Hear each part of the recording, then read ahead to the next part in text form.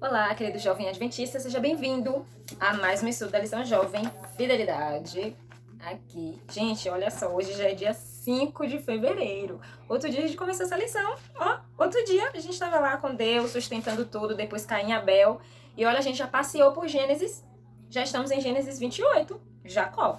Então vamos lá. Gente, o vídeo de hoje vai ser curto.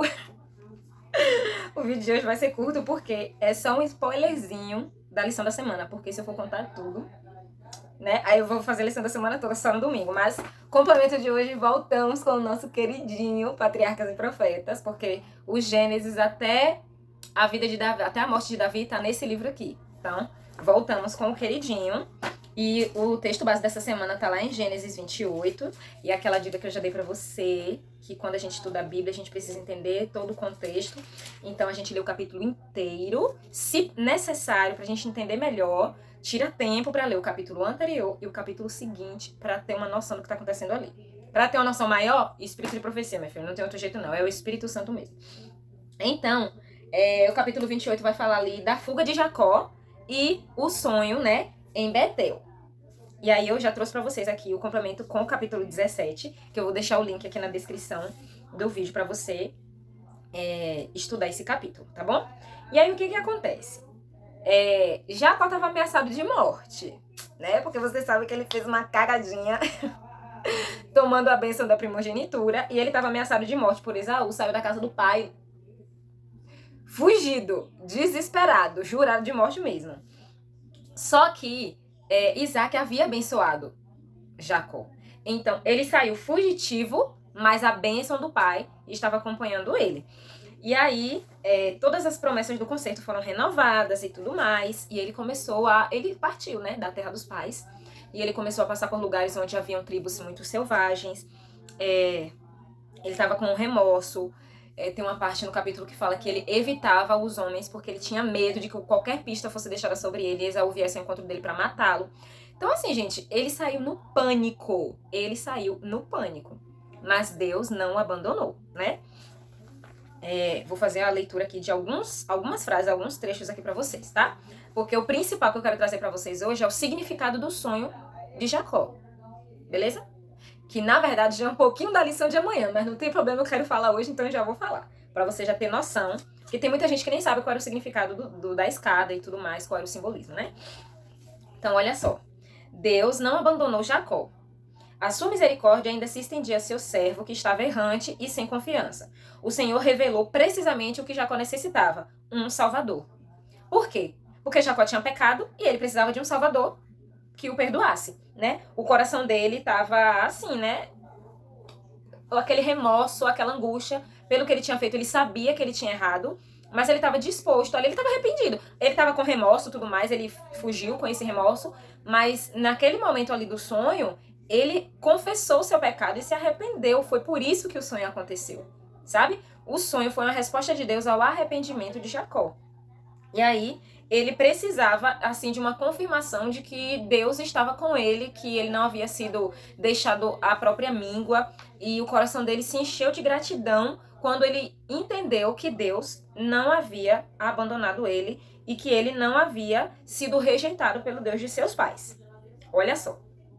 Cansado da jornada, o viajante deitou-se no chão, tendo uma pedra como travesseiro. Dormindo, viu uma escada brilhante e resplendente, e a base repousava na terra, enquanto o cimo alcançava o céu. Por essa escada, anjos estavam subindo e descendo. Por sobre ela estava o Senhor da glória. Imagina você sonhar com a escada que vai daqui até o céu e lá na escada, na ponta, está o Senhor Jesus. Ah, gente, pelo amor de Deus, é lindo. E do céu foi ouvida a sua voz. Eu sou o Senhor, o Deus de Abraão, teu pai, e o Deus de Isaque. A terra, olha, gente, quando a Bíblia vai falar, não sei quem teu pai, às vezes não é o pai biológico, tipo o pai, entende? É o antepassado, porque Abraão era avô de Jacó. Jacó era filho de Isaac, certo? Mas todas as vezes que a Bíblia você perceber que tá o avô chamando de pai, é isso, entendeu? Por conta do parente, não é essa palavra, não é parentesco, é árvore genealógica, enfim, tipo, avô, geralmente na Bíblia, também é chamado de pai, certo?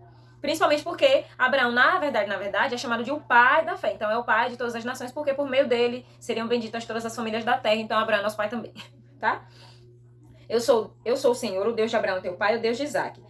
A terra em que Isaac estava deitado, como um exilado e fugitivo, era a terra que tinha sido prometida para ele. Com essa declaração: em ti e na tua semente serão benditas todas as famílias da terra. Essa promessa foi repetida a Jacó, tá? Uma promessa que Deus deu para Abraão, Deus deu para Isaac e foi renovada para Jacó. E então, em atenção especial à sua solidão e angústia, naquele momento foram proferidas as palavras de conforto e animação. Então Deus disse para ele: eis que eu estou contigo. Eu quero ler aqui. Verso 13. Eu tô lendo na NVI, mas você pode ler na NVT, que eu gosto mais. Só que como eu falei pra vocês, não dá pra ler porque o celular já tá aqui me gravando, né? Então não dá pra eu pegar a mesma... Enfim. Versos 13 e 14. Ao lado dele estava o Senhor. Ele lhe disse: eu sou o Senhor, o Deus de Abraão, seu pai, e o Deus de Isaac. Darei a você e aos seus descendentes a terra na qual você está deitado. Oh, aleluia. Imagina, você tá lá deitado, você tá no sonho, você tá vendo essa terra que você tá deitado? É tua, meu filho. Não precisa ficar com medo, fugir. Não, teu irmão não vai te matar, não. Espera em mim e confia. Jesus é maravilhoso. Seus descendentes serão como o pó da terra. Estou lendo o versículo 14.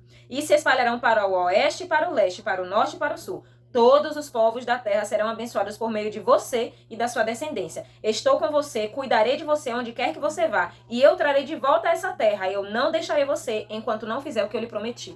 Ah, gente, você recebeu uma promessa dessa? E essa promessa é passada pra nós hoje. Está com medo de alguma coisa? Eu também sou medrosa. Mas quando eu fico assim, louca, desesperada, com medo de alguma coisa, eu... Foca em Deus.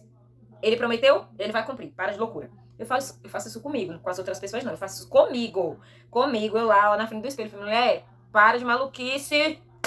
Foca aqui nas promessas de Jesus. Tem uma música da Eveline que eu gosto muito, que diz assim, ó. Peraí que tô tentando lembrar o início da música. Coloque sua vida nas mãos de Deus. Não gaste tempo em problemas. Não, peraí. Não gaste tempo em problemas.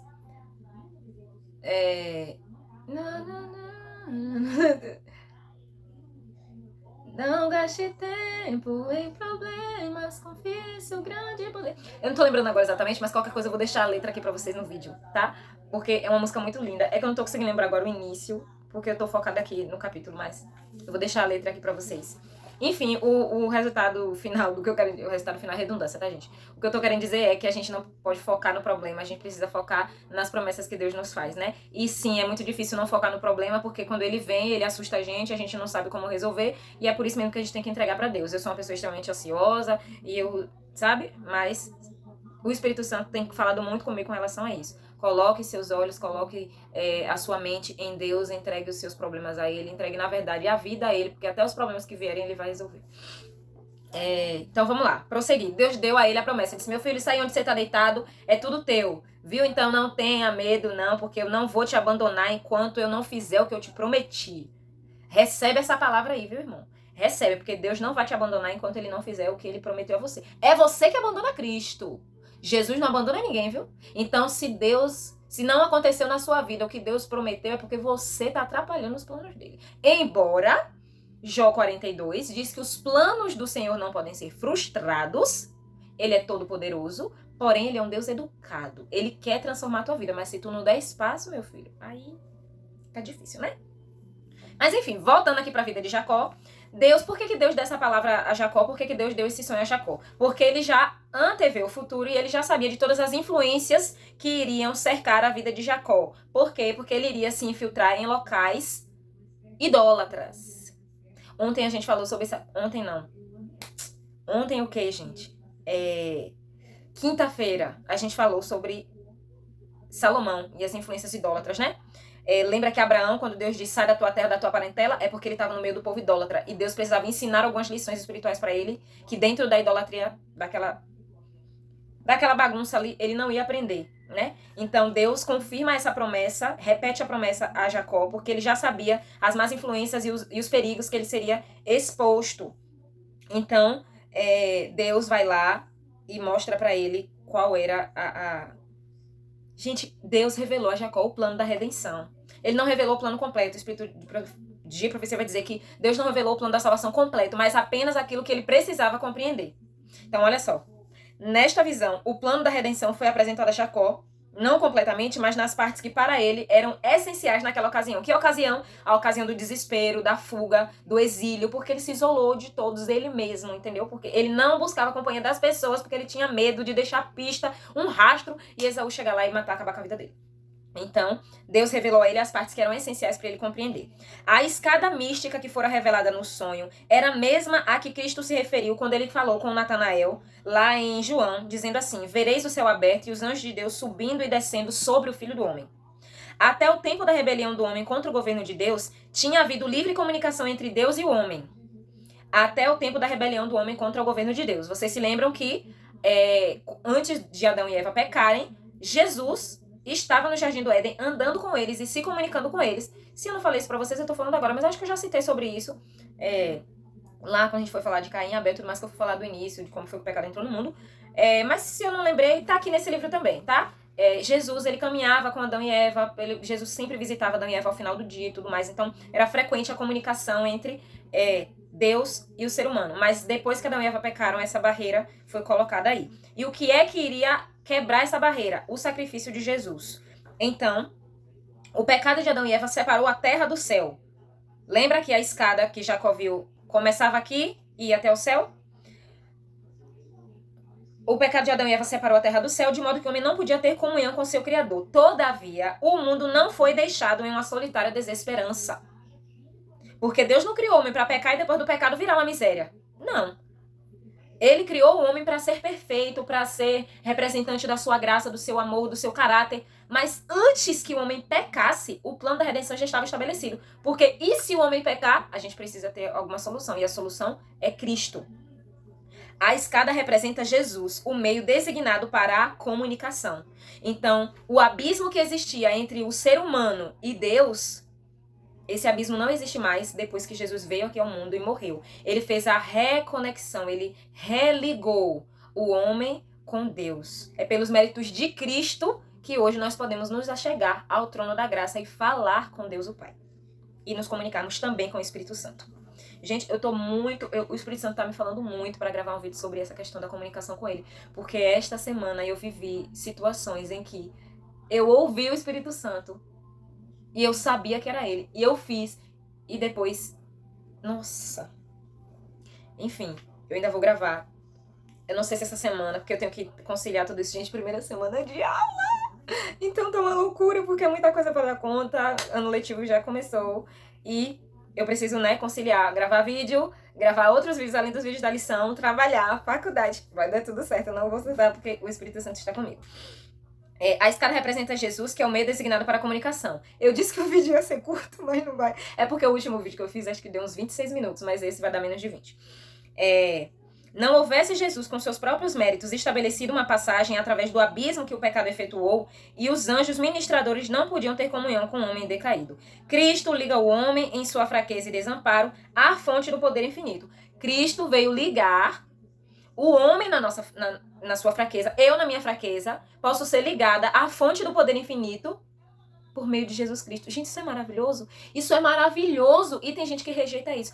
Eu não entendo, não compreendo como as pessoas conseguem rejeitar esse privilégio. Tudo isso foi revelado a Jacó no sonho. Aí eu ia ler essa parte aqui, mas essa parte já é pra amanhã, não vou dar spoiler. Mas é isso, gente. Essa fuga e esse exílio de Jacó aconteceu.